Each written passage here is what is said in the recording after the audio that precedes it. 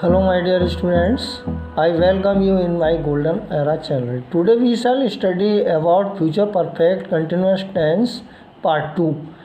तो इसमें आज मैं आपको इंट्रोगेटिव के बारे में बताऊंगा। आप ये ध्यान रखें कि ये इंट्रोगेटिव दो प्रकार के होते हैं, एक तो सिंगल इंट्रोगेटिव होते हैं और दूसरे डबल इंट्रोगेटिव होते हैं।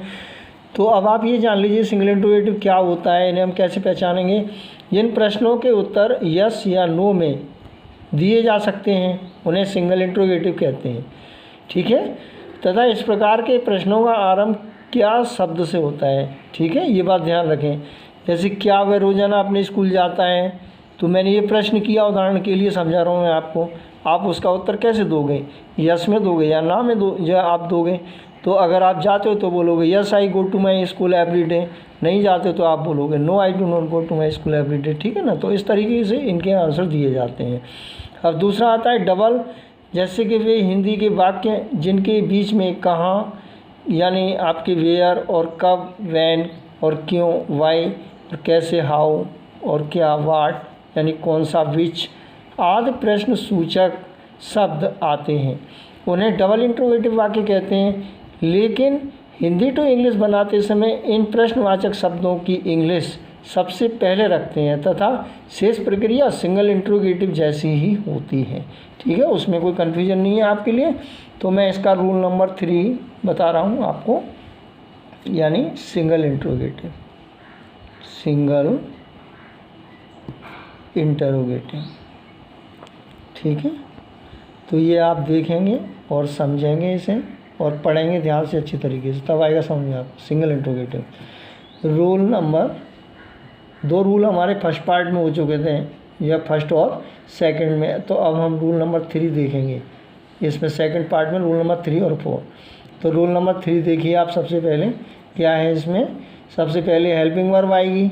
हेल्पिंग वर्ब क्या है, इस टेंस की विल या शैल प्लस सब्जेक्ट प्लस नॉट, यदि है तो लगाएंगे, नहीं है तो कोई बात नहीं है, if it is, plus have plus been plus main verb की फर्स्ट फॉर्म यानी M B first plus ING, ठीक है, प्लस ऑब्जेक्ट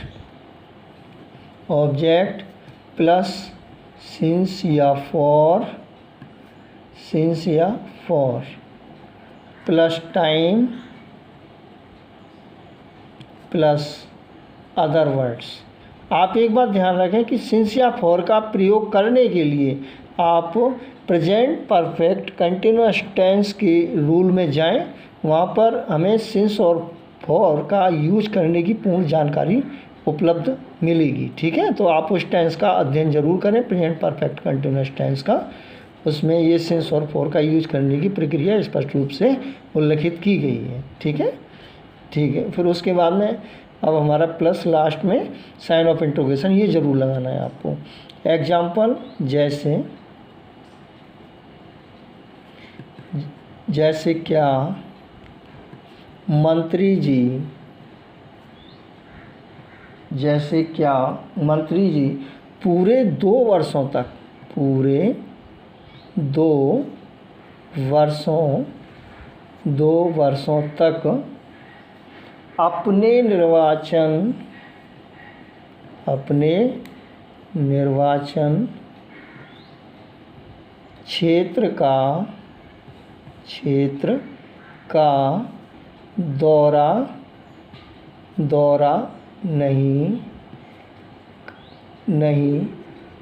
करते रहेंगे, ठीक है।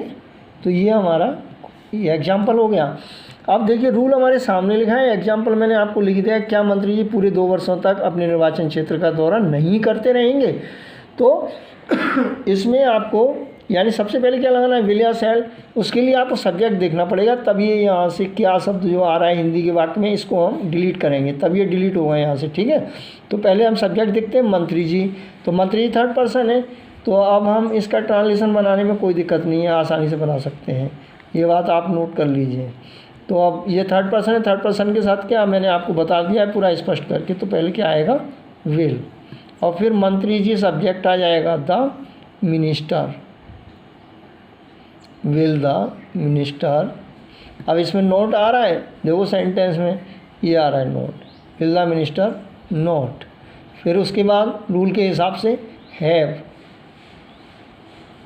आफ्टर दैट बीन, ठीक है। और उसके बाद क्या आता है, मेन वर्ब, तो सब्जेक्ट हो गया, हेल्पिंग वर्ब हो गई। अब हमें मेन वर्ब देखनी है। मेन वर्ब क्या है, दौरा करते, या आपके दौरा करते रहेंगे, तो इसमें क्या होगा, विजिटिंग। दौरा करने की क्या होती है, विजिटिंग। द मिनिस्टर या will the minister not have been visiting. अब अपने निर्वाचन क्षेत्र का, अपने के लिए हिज लगाएंगे। निर्वाचन क्षेत्र की होती है कॉन्स्टिट्यूएंसी, CONSTITUENC, कॉन्स्टिट्यूएंसी, ठीक है। अब इसके बाद समय क्या है, पूरे 2 वर्ष तक, for the whole, WHOLE, whole of 2 years, ठीक है। ये हमारा पूरा सेंटेंस बन के तैयार हो गया और लास्ट में क्वेश्चन मार्क। अब मैं इसका रूल नंबर 4 बता रहा हूँ आपको। तो रूल नंबर 4 आप देख लीजिए, इसमें क्या है, कुछ भी नहीं है।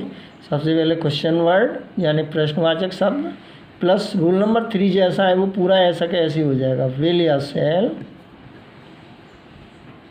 विल या shall plus subject plus not, if it is, यदि है तो लगा देंगे, नहीं है तो कोई बात नहीं है, ठीक है, नहीं लगाएंगे। Plus have plus been plus MB first plus ING plus object plus since या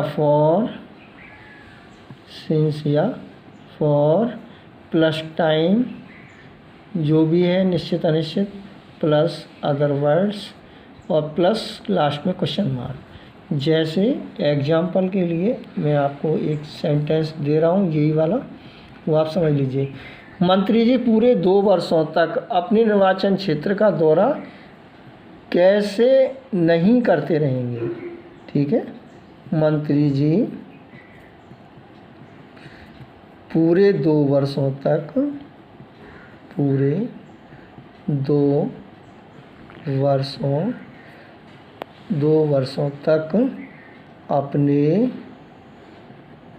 निर्वाचन क्षेत्र का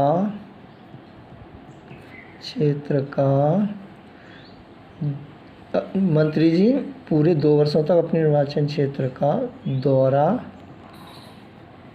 कैसे नहीं करते रहेंगे, ठीक है, रहेंगे। ये हमारा सेंटेंस होगा। मंत्री जी पूरे 2 वर्षों तक अपने निर्वाचन क्षेत्र का दौरा कैसे नहीं करते रहेंगे, लास्ट में क्वेश्चन मार्क, ठीक है। ये लास्ट में क्वेश्चन मार्क हो गया। अब इसका ट्रांसलेशन देखेंगे, कुछ भी नहीं है, बहुत इजी है, बस थोड़ा सा हमें रूल को ध्यान में रखना है। तो अब देखिए हमारा रूल क्या कहता है, क्वेश्चन वर्ड क्या आ रहा है इसमें, इस सेंटेंस में आपके कैसे आ रहा है, तो पहले या कैसे की इंग्लिश लगाएंगे, हाउ। फिर उसके बाद विल या सेल, तो उसके लिए मंत्री, इसमें सब्जेक्ट देखना पड़ेगा, सब्जेक्ट क्या है, मंत्री जी, 3rd पर्सन है तो क्या आएगा, विल, हाउ विल। फिर subject the minister, how will the minister. फिर helping verb have been, how will the minister have been. अब इसमें नोट आ रहा है तो हाउ विल द मिनिस्टर, यहाँ पर नोट आ जाएगा क्योंकि नोट भी आ रहा है इसमें, सब्जेक्ट की जस्ट बाद, how will the minister not have been, ठीक है। दौरा करते रहेंगे, विजिटिंग, VISITING, विजिटिंग। अब उसमें अपने निर्वाचन क्षेत्र का, तो हिज निर्वाचन क्षेत्र की कॉन्स्टिट्यूएंसी होती है, CONSTITUENC, constituency for the whole of 2 years, 2 वर्षों तक, ठीक है, 2 ईयर्स। तो ये हमारा इंट्रोगेटिव सेंटेंस डबल बनकर तैयार हो गया। आप इतना ध्यान रखें कि इसमें यानी कुछ भी नहीं है, ये बहुत आसान होता है। और दूसरी बात ये है कि अगर मान लीजिए हमने कहा यदि प्रश्नसूचक शब्द हु ही आपके कर्ता हो इस प्रकार के वाक्यों में, तो पहले प्रश्नवाचक शब्द जो हु होता है उसका प्रयोग करेंगे। आफ्टर दैट यानी उसी को सारे रूल को फॉलो करेंगे जो हमने इंट्रोगेटिव में जो है फॉलो किया है सिंगल इंट्रोगेटिव में इस तरीके से। तो ये चीज़ आप विशेष ध्यान रखें। और इसके अलावा मैं आपको एक चीज़ और बताता हूँ, जैसे कि हाउ मैनी है, हाउ मच है, विच है, हुज है, इनसे संबंधित जो नाउन होते हैं वो ज़रूर आते हैं, ये आप ध्यान रखें। Please subscribe, like, share and comment on about it. Thank you very much.